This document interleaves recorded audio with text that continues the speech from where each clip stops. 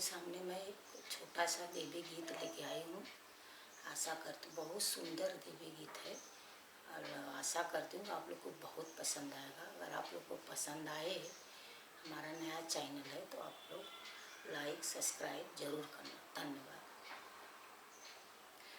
बाघ पे सवार होके आइलू गजब कई दिहलू ये मैया, गजब कई दिहलू ये मैया, गजब कई दिहलू ये मैया।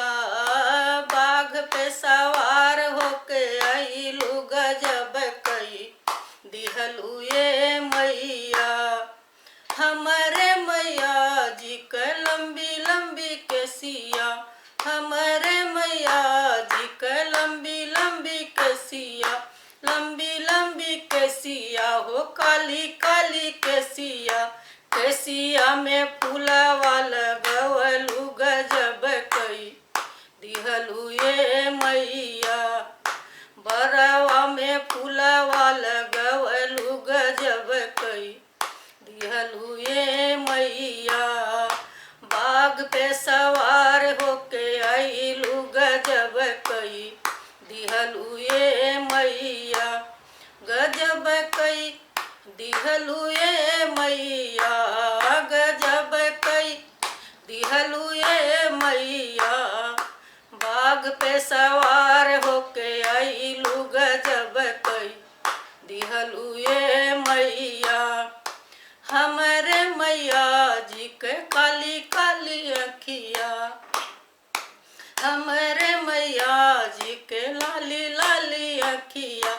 अखिया में कजरा लगवलू गजब कई दिहलू ये मैया, गजब कई दिहलू ये मैया, गजब कई दिहलू ये मैया।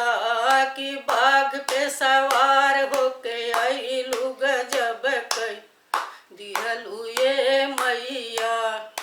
हमारे मैया जी के लाली लाली चूड़िया हो, लाली लाली चूड़िया हो, लाली लाली कंगना।